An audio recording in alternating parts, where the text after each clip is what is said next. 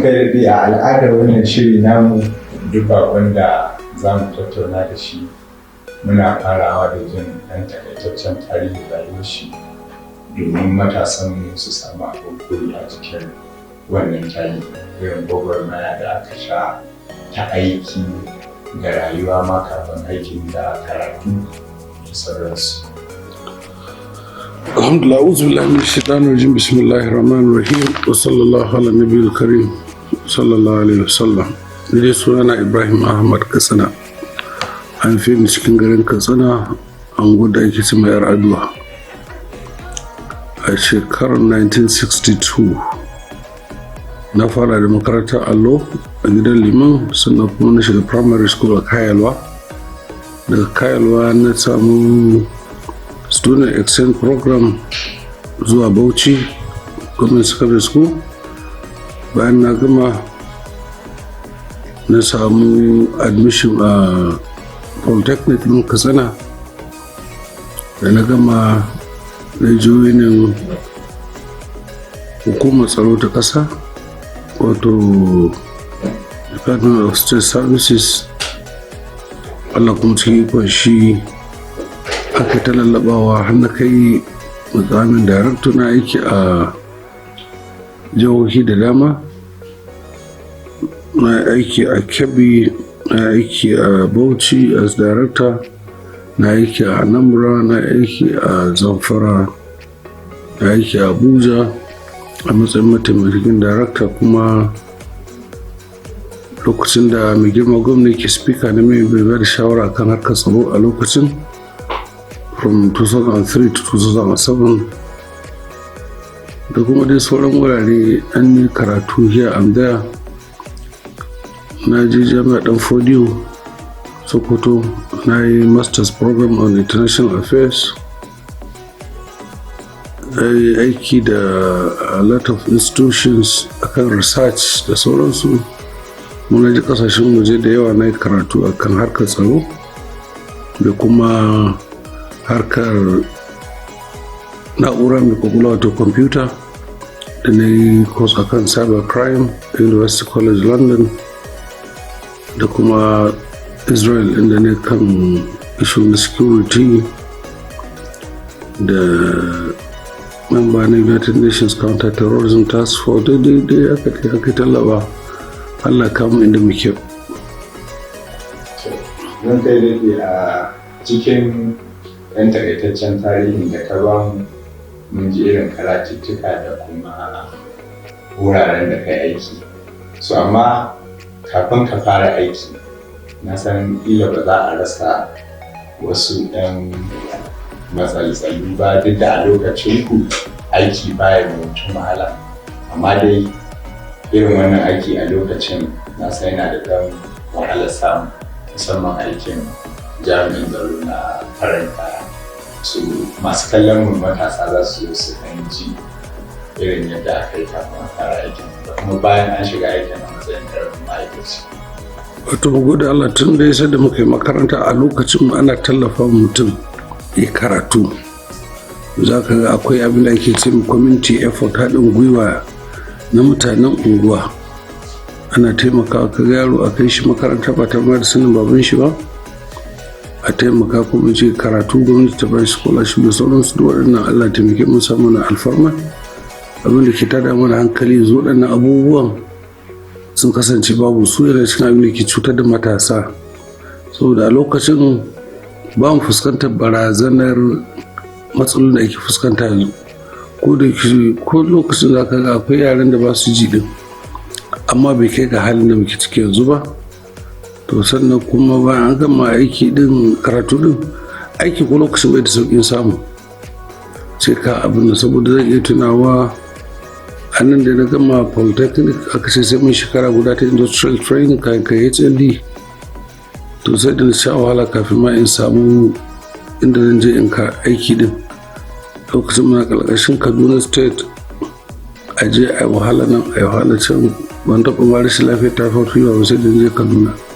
Saboda inda muke gida ɗaya, ɗaki ɗaya, ina jin gidan wajen ɗaki 20 na gidan haya, amma toilet guda ne. sannan kuma ɗakin mu ina da wajen 7 ne cikin ɗakin, haka ake ta struggle.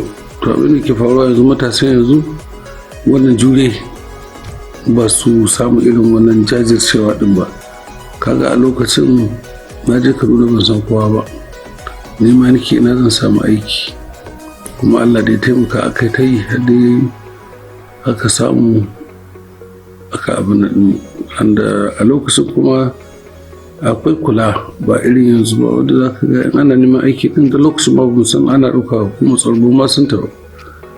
Amma Allah taimaka, wani bawan Allah ɗan Katsina da ake cewa Musu Zakar Ibrahim Talban Katsina mai kishi zai zo ya sa a ɗauki yara a bashi sunayensu, ba sai ya san daga ko ina kai to inda kai ɗan Katsina ne, kai ba Katsina ba ma arewa ya mata wannan shukar, to ita taimaka ana sa matasa. To kwaji irin wanda suka rene muka ga cewa muhimmancin ka ja mutane jiki, ko ka san su ko baka san su ba, muka taimaka ka rayuwarsu ta inganta. Da wannan bawan Allah tsakanin da Allah ya taka rawa sosai ganin cewa mun kai inda muke a halin yanzu, kuma har yanzu yana cikin wanda ke samu hanya ganin cewa tarbiyyar da aka samu an taimake kai ma ka taimaki wani.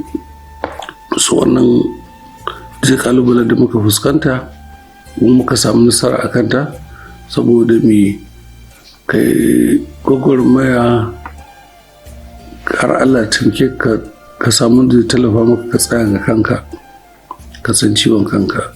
To wannan yana cikin abin da matasan yanzu ba wai babu wanda ke taimakawa ba, amma sun karanci irin waɗanda su jawo su jiki, ba san kai ko ɗan waye ba ruwansu da abin nan ɗinka a taimaka maka. To yanzu abin ya yi karanci, shi za mu tasan jiki samun wannan ƙalubale, wanda kuma muna fata Allah ka mana ɗauki. Za mu so mu ji a ina aka fara aiki. Na fara aiki a Kaduna. A cikin Kaduna? Kafin ka kai matsayin mataimakin darakta, na san ba a rasa wasu mukamai da aka rike. Na aiki admin, associate admin, assistant abin nan, associate admin. Daga nan na yi aiki a investigation department, ake cewa vetting. Na tasowar na har dai na kai ga na zama admin officer. Daga nan na zama OC na local government, aka yi ni jibi lokacin 1989. Daga nan dai aka fara tasawa, na zo kuma aka yi da aka ji mai yado local government, kuma gani na aiki a can as OC. Daga kuma headquarter office na Katsina, ina nan an na kai ga principal staff officer na kula da operations.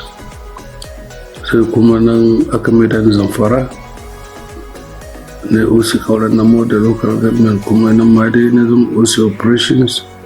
Daga nan sai aka maida ni Institute of Security Studies, matsayin mai koyarwa, direction staff. Ina nan sai Allah ba gwamnan speaker lokacin, sai ni mai zo mai aiki tare, ta bani special advisor national security from 2003-2007. Bayan ya gama na dawo headquarters a Abuja, aka bani assistant director and charge of research. A ganin kuma aka set up counter-terrorism department, aka bani assistant director wurin setting up wannan, da kuma department na kula da addini, faith-based department, still na yi da wannan department. Sannan kuma sai aka karo mai da ni Zamfara, mataimakin director na kula da operations, da kuma Anambra, nan ma ina assistant director operations. Sai na samu promotion aka yi KB as director, na ɗan daɗi haka, kamar Idon Bauchi as director. Nan sai kuma aka maido ni Institute of Security Studies Abuja, matsayin mai horar da manyan jami'an aikin, wanda makaranta ce wadda ta haɗin gwiwa inda ake koyar da manyan jami'an tsaro kan matakin aiki da sauransu. and by 2015 August na aiki na setting up private security consultancy firm Peace Builder Security Concept, wadda muke nazari na al'amuran yau da kullum, na kuma ina rubuce littattafai. Na rubuta littattafai kamar kala 4. Akwai na ethno-religious intolerance in Nigeria, akwai wani on family security, yadda saboda tsaro dole sai ka fara daga gida.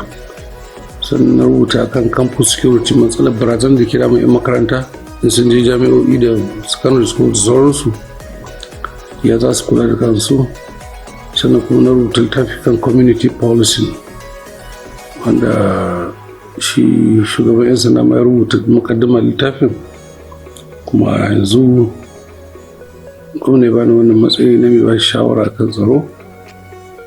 Muna dai ta ƙoƙarin mu ga cikin gwagwarmar rayuwa, cikin taimakon Allah mai za mu yi muma mu yi ma jama'a ɗan kaɗan abin da aka yi mana ko kaka. Masha Allah. Mun kai daga lokacin da ka zama darakta na DSS a jihar Kebbi, a lokacin akwai 'yan matsalar Boko Haram da ta fara shigowa.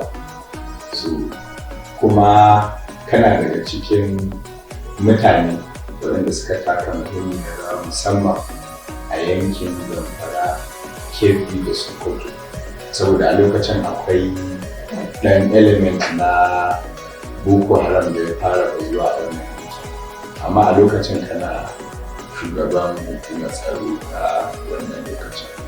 Wani irin hanyoyi ne har aka samu aka magance matsalar Boko Haram a wannan yanki, wanda za mu ga cewa ma kusan shi ne ya sa har yanzu a nan yankin nan ba mu da matsalar Boko Haram gaba ɗaya. Wato ita matsala duk yadda take, suka fahimci ya take kuma yin musabbabinta. Yaran da ke Boko Haram nazari ya kamata a yi kansu, ba su ma hatta masu ta'addanci nan me ya kai su ga halin da suke ciki. Sau da aka mafi yawanci matasa ne, ba wai babu barazana ba inda muka yi aiki akwai, amma mu abin da muke yi sai muna ɗaukar tarbiyyar mu daga Alƙur'ani. Allah fita cikin suratul Hujurat, fata bayyanu, ku bincika duk abin da ya zo maka. Ya yi halin amunu ja ku fasu bi na bayin fata bayyanu, investigate. An ɗin kaga akwai abin da ake ce ma guidance and counseling. You interface with people. Shi dole ka maida mutum, to shi ma zai maida kan mutum. Abinda na lura ko dabba, za ka bature ya zo ya zauna da maciji, ba wai laya gare shi ba. Ya zauna da zaki, ba laya gare shi ba. Ya zauna da kura, ba laya gare shi ba. Amma me ya tarbiyyantar da wannan dabba har ta fahimce shi ba mai cutar da ita ba ne. To bare yaro mutum. Abin da ke kwarin matasan mu na arewa har suke shiga Boko Haram, har suke shiga ta'addanci, tsakanin da Allah mu laifinmu ne na manya da ba mu jawo su jiki mu tarbiyyantar da su. Idan ka gara fan ɗari ba bulala za ka sa ba, tambayi shi mai faru.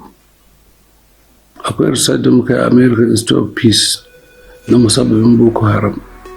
Za ka lura mafi yawancin matasan nan matsalar 'yan bokon arewa da suka ki taimaka ma 'yan uwansu, suka ki taimaka ma matasa, duk shi na cikin abin da jawo na Boko Haram. 'Yan kudu suna taimaka ma matasansu, suna jawo su jiki.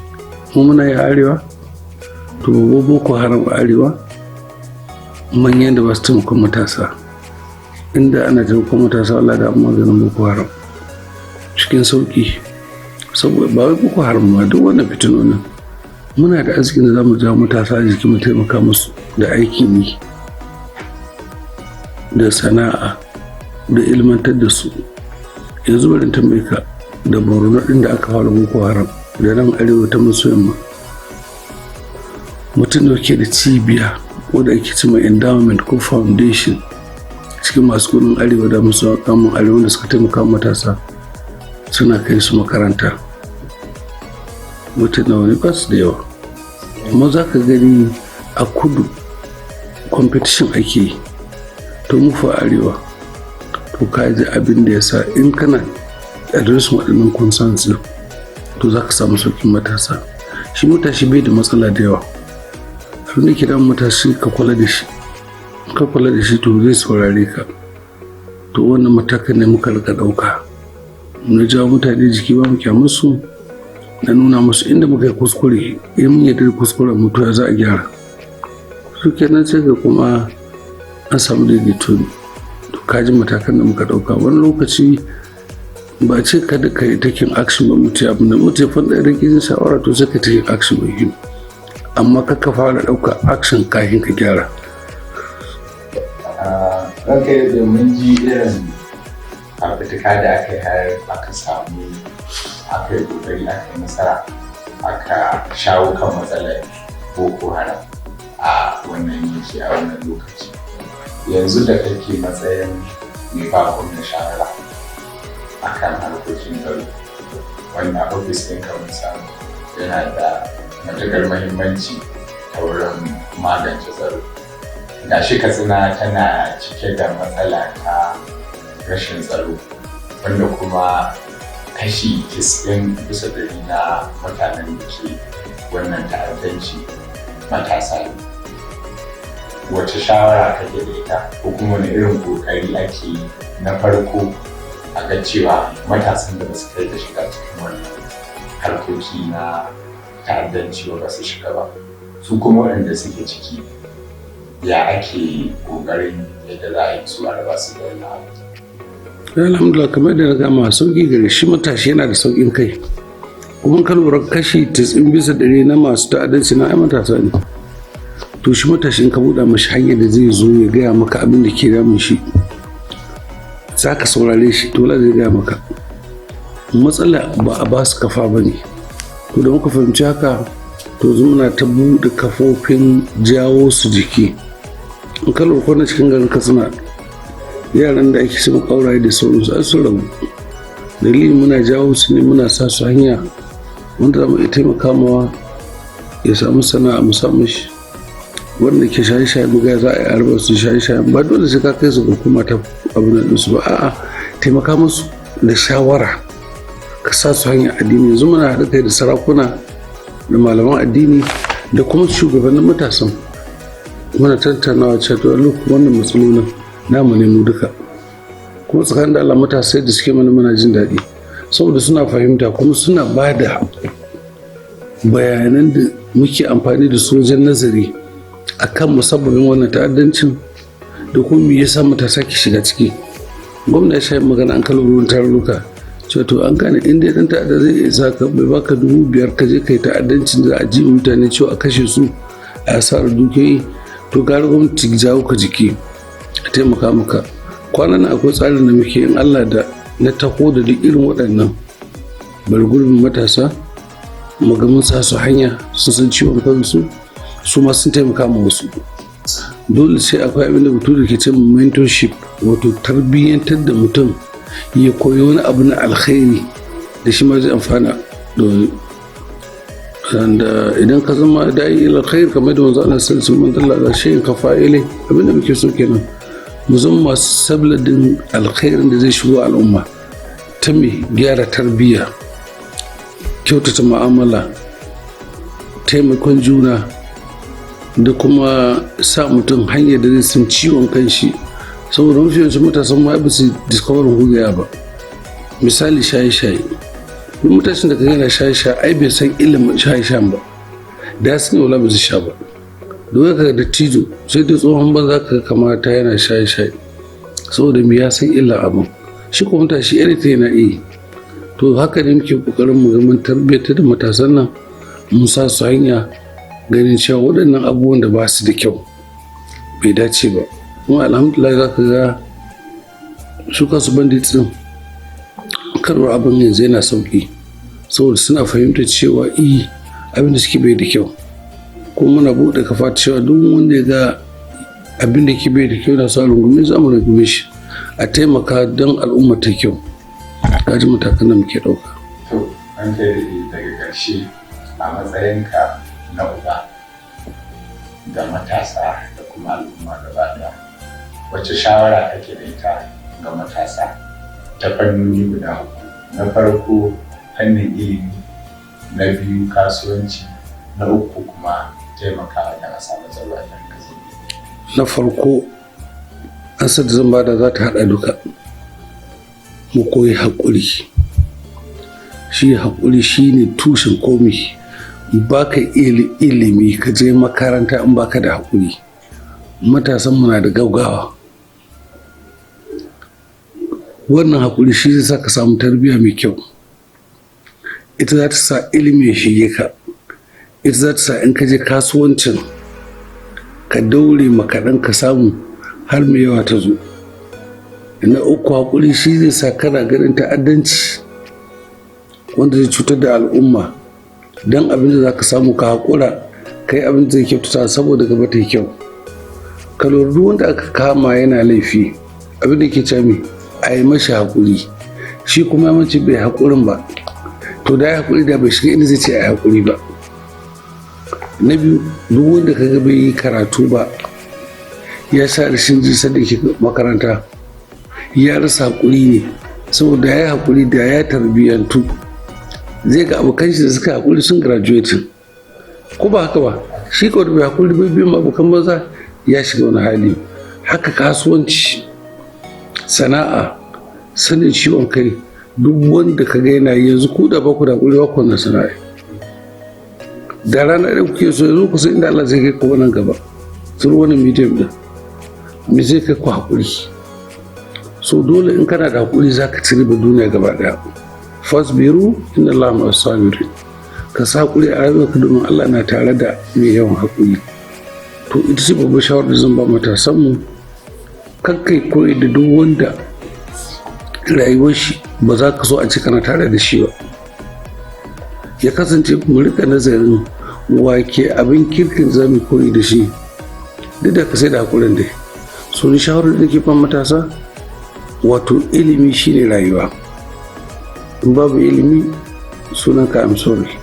A addinance, a ɗabi'ance, a mu'amalance.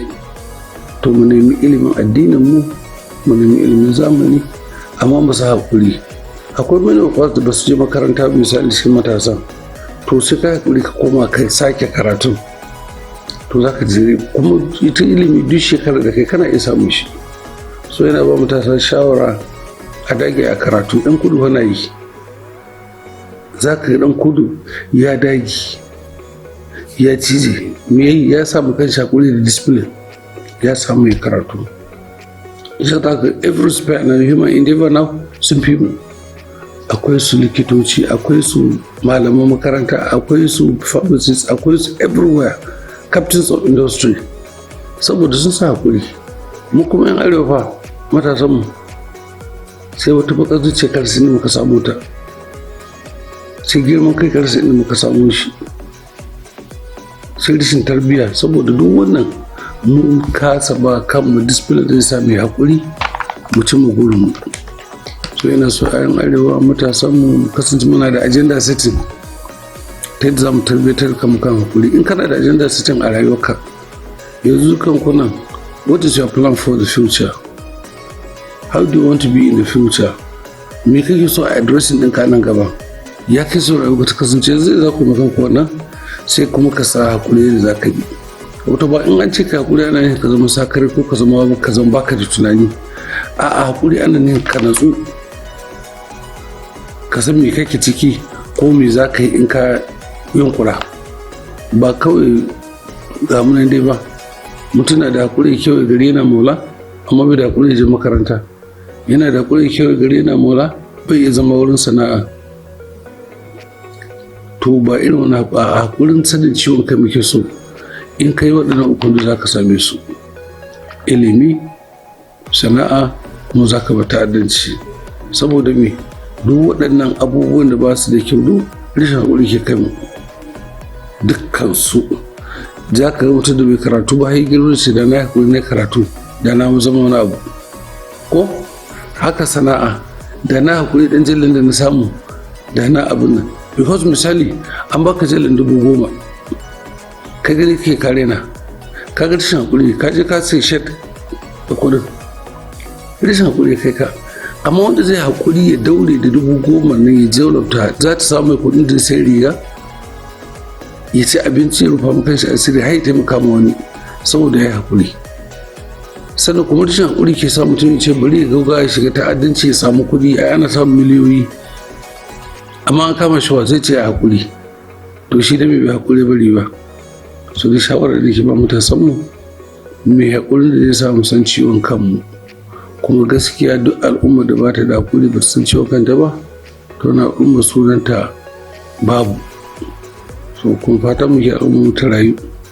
Ka ji babbar shawara ta ga matasanmu wanda ita in mutum rike ta har ya koma ga Allah zai koma cikin aminci, in kuma ya rasa ta to zai rayuwa kamar idan ana ce kamar zuwan kare da aboki, ka zo ka tahi baka ma san me ka zo nema ba. Ita life is discovery. Rayuwar nan da kaga Allah ba mu ita discovery ce, ka san abin da baka sani ba kuma kai amfani da abin da baka san amfanin shi ba, shi ne discovery. To in baka da hakuri, baka da ilimi, baka da abin kanka, wanda ke da wannan abubuwan zaka duk mina ruwan kama da ta'addanci, kuma zaka san ciwon kanka. Ai akwai matasan da sun fara from zero to somewhere wurin sana'a sun kai wani abu yanzu.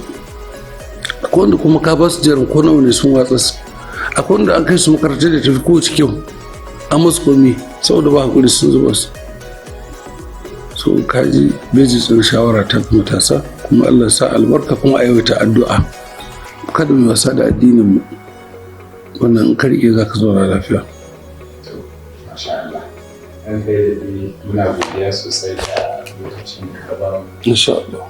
Allah ya saka da alheri. Allah ya samu dace. Amin. Mun gode sosai, kuma muna fata nan gaba idan mun sake dawowa za a ba mu lokaci.